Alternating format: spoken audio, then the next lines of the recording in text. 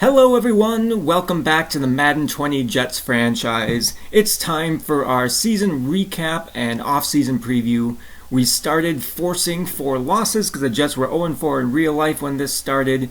Those first 4 games included our bye week, so we started in week 6 and promptly got destroyed by the Dallas Cowboys, and it was all downhill from there. We went 1-15 on the season, our lone win coming against the Raiders. So there's certainly a lot to build off of, and the offseason is one I've been looking forward to since this series began. There's a lot of questions surrounding this team. Quarterback Sam Darnold did not inspire down the stretch.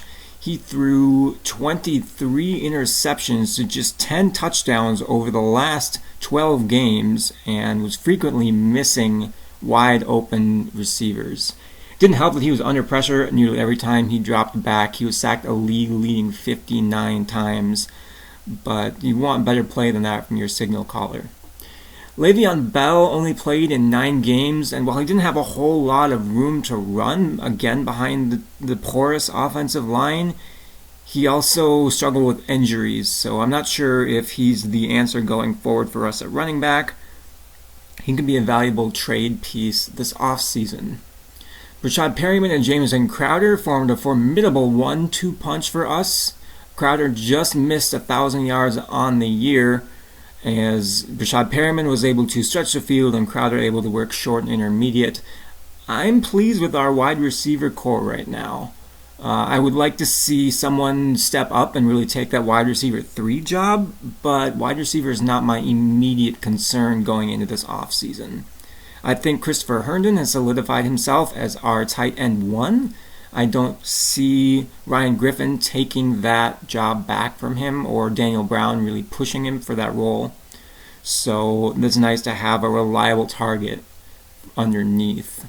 Still, Perryman is 27 and Crowder is now 26, so we need to start thinking about that position group in the future. So perhaps we bring in someone in off-season to help compete at that wide receiver 3 slot. As I mentioned earlier, our offensive line is a hot mess, not only in the pass game, but also opening up holes for Frank Gore or Le'Veon Bell. They just didn't have the push that was needed, and there will be a lot of turnover in this position group. We'll probably return Connor McGovern, and Mekhi Becton might swing over to right tackle or maybe shift over to left guard, but there's going to be new faces on the offensive line next year. I can't wait. Our defense was led by C.J. Mosley. He was at the top of every category almost for us. He led the league in tackles. He had 20 tackles for a loss. Jordan Jenkins was second on the team with 11. I'm calling that an anomaly because in the 3-3-5 look, which we were playing a lot of in the second half of the season, the left tackle just won't block that right outside linebacker on some run plays, so he got a lot of free looks at the running back. He did have 4.5 sacks, which was good for second on the team, but 3 of those came in one game, and he just disappeared for the rest of the year. So, yeah, not a lot of pass rush. Quinnen Williams was our most effective rusher. I am excited to build around him going forward. He's one of the bright young stars on this team, and I think 6 sacks is a great rookie season for him and just the beginning for what he can do. Elsewhere, we really struggled to get turnovers. We had just 5 interceptions on the year and 3 recovered fumbles. So 8 forced turnovers over 16 games is just not going to get it done. We need some speed in the secondary to help contest passes, as well as just some better cornerbacks. I think we were kind of finding our groove towards the end there with Lisson Austin in the slot and Arthur Mollett on the outside, but there's certainly a lot of room to grow. Braden Mann was the busiest punter in the league. He punted the ball 71 times. He was so busy. Meanwhile, Braxton Berrios was the busiest kick returner in the league. He returned the ball 72 times. Our special teams unit really showing up, as they're the only ones who could consistently make plays. Nick Foles led the league with almost 4,700 yards passing, Cam Newton had 41 touchdowns in his return to action. Good year for him. Lamar Jackson, 40 touchdowns. Justin Herbert with 39. That was an excellent season from the rookie. He is the real deal. Of course, Sam Darnold led the league with 25 picks. Not surprised there. Zeke led the league with 1,500 yards. Another excellent season. He also led the league in attempts and was third in rushing touchdowns behind a couple of other people. Darnold was a turnover machine. He had 6 fumbles on the year. That also leads the league. And Joe Mixon with a 99-yard touchdown run. Would you look at that? That's pretty awesome. Mike Evans was the league's leading receiver. Ryan Izzo with the most receptions. He had exactly 1,000 yards on the season. Here is Jamison Crowder way down with 84, but I was kind of surprised there weren't a lot of 1,000-yard receivers here this year. Rashad Perriman was one of a select few. It looks like Dontrell Inman caught the longest pass of the year. As for blocking, Jawan James gave up 21 sacks in 16 games. You're telling me someone was even worse than Becton? And the weird thing is that James isn't a bad pass blocker. Like 82 pass block, even 79 isn't that's like average for the league. So it's weird he's giving up that many sacks. What about Cam Robinson? Okay, yeah, 73 pass block, but still. Oof. Not a good year for the Denver Broncos offensive line. Defense, C.J. Mosley leads the league in tackles and is not even close. Ndamukong Suh and Aaron Donald each with 26 tackles for a loss. And Aaron Donald leads the league with 19.5 sacks. He's so good. He's so good. I would easily see him breaking Strahan's record in our universe. Malcolm Jenkins is the interception king. And a whole bunch of other people with 4. Graham Gano and McManus each made 18 field goals to lead the league. Chris Boswell, his 61-yarder against us was the longest field goal all year. I think it's interesting. Malcolm Jenkins had more interceptions this year by himself than our entire defense did. That's just crazy. Also, look at the discrepancy between Braxton Berrios and the rest of the league in terms of how many kick return yards and just kick return attempts that he had. Wow. Oh, McCaffrey with 2 punt returns. Let's go on to team stats. We were the worst offensive team in the league. I don't think that should surprise anyone. We had the second worst passing offense. Wow, poor Miami. I'm sorry, Dolphins fans. And the second worst rush offense. We beat the Lions by 1 yard. So while we were the worst overall offense, we weren't the worst in any one category. But in terms of scoring points per game, we had less than 13 points per game this year. We scored 20 offensive touchdowns the entire season. That's got to set some kind of record in the modern era for worst scoring offense.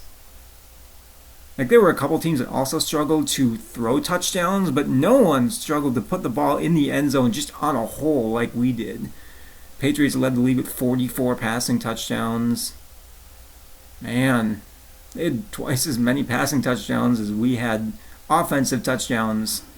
As for rushing touchdowns, only 2, and they both went to Frank Gore. Chiefs led the league with 25. Hey, we're not completely last in first downs, but we're far ways from being relevant. As for defense, Cowboys got number 1 defense. Yeah, defense. And yeah, we're not even close. We almost 500 more yards than the Lions. We were 7-9 despite that. Wow, that's some Matthew Stafford magic right there. We were worst against the pass. Probably also worst against the run. Yep. 4 more yards than the Lions. Man, they had a rough year too, on defense at least. And really bad in terms of points allowed. 557. We just couldn't get after the passer and couldn't make plays in the run game either. We had 5 interceptions on the year. Wow. Yeah, there's going to be some much needed changes here for the Jets going into year 2. We weren't last in terms of third down percentage, although we did have the most third downs faced in the league. Ha, poor Miami. Man. And we also went for, it looks like 36 times on fourth down. That's more than twice per game that we're going for it on fourth. We completed 50%. That's actually not too bad. Like, it's probably low in the context of the league. Okay, yeah, it's actually very low. So it is bad. I lied. 2-point conversions, I don't tend to go for 2 that often, and we weren't really in a situation to need to go for 2 that much. But where are we on this list? Oh, yeah, we only went for it once. It was against the Raiders. Now, red zone efficiency. We only got to the red zone 32 times this year.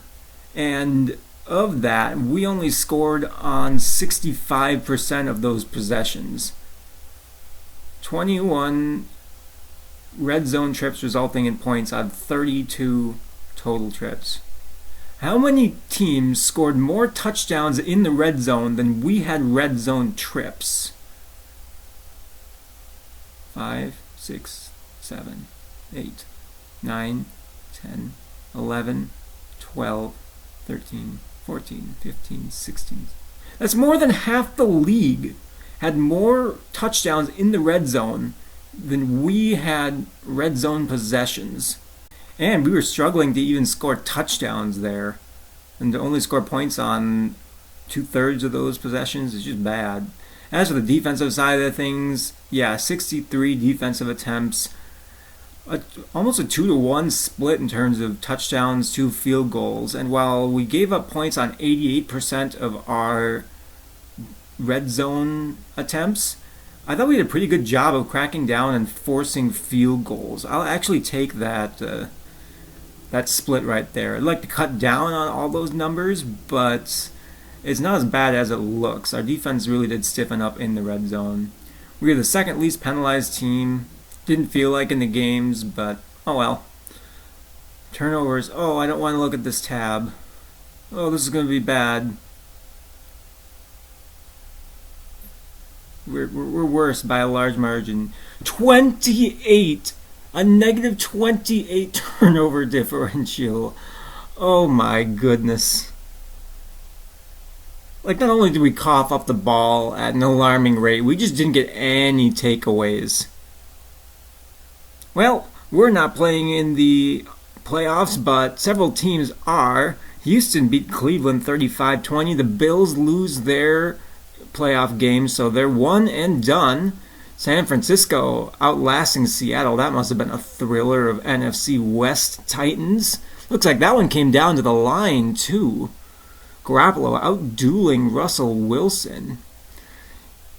In the divisional round, Dallas beat San Francisco. Baltimore over the top of their opponent, the Chargers.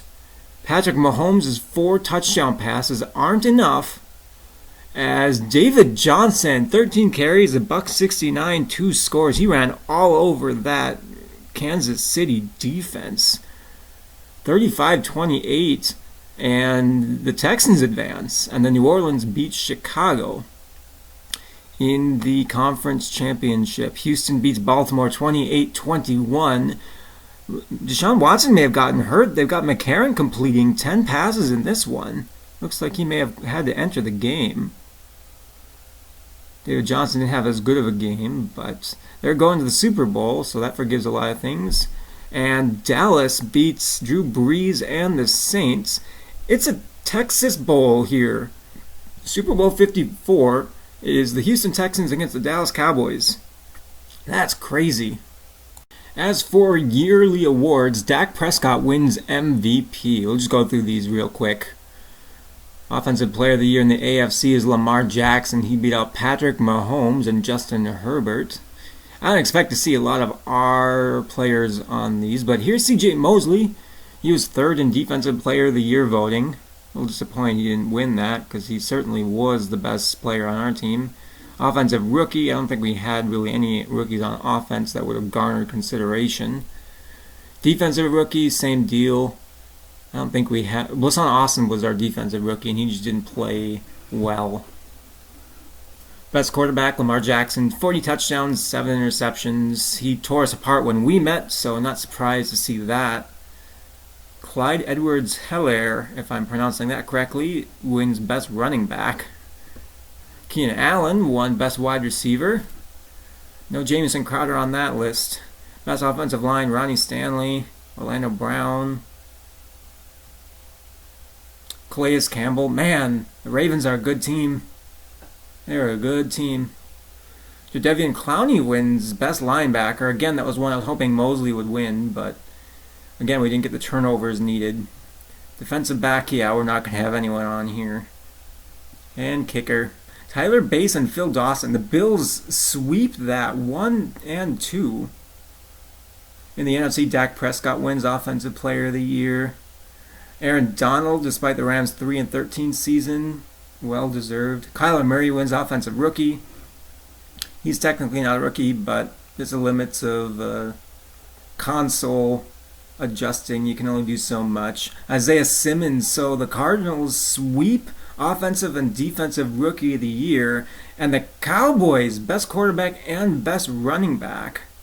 They're a dangerous team. Look at all these Cowboys winning awards. They're in the Super Bowl for a reason. Aaron Donald wins Best Defensive Lineman. Malcolm Jenkins, defensive back. Robbie Gould takes home Best Kicker. Are we going to have any representatives in the Pro Bowl this year? Baker Mayfield beating out Mahomes. All right. That's okay. Dalvin Cook made it from Minnesota. That's always nice. As did C.J. Ham. Nice to see Madden representing fullbacks. I was kind of hoping Crowder would make it as a wide receiver, but that doesn't appear to be the case. Offensive line, there's no way we're going to get an offensive lineman into the Pro Bowl. There's C.J. Mosley. He did make it. Middle linebacker 1. So far, he's our only representative this year. Maybe Braden Mann will make it as a punter? Nope. And Crowder didn't make it as a punt returner either. That's disappointing. So C.J. Mosley is our only Pro Bowler this year. So a couple of transactions that we made. I just released a couple of mostly practice squad or depth players that I don't see having even a future on this team. So those are summed up right there. And looking ahead to the draft. Obviously, free agency is going to help impact who we take number 1 overall. But this is my draft board right now, and that is still subject to change once combine numbers come in. But I've got James Delgado as my number 1, Mash Johnson number 2, and then Madison Hakiba at number 3. We're still waiting on combine information. Obviously, that will be after the second week of free agent signings in the offseason, so this is very much subject to change. But it's going to be best player available for us in the draft, with a slight preference being given to offensive linemen, because I think that is our team's biggest weakness right now. I felt like there are more than a few games we could have been in this year if we'd been better able to sustain drives on offense and protect Sam Darnold. Whoever is quarterback next year needs better protection than what Sam had this year, so that is a huge priority for me going into this off-season.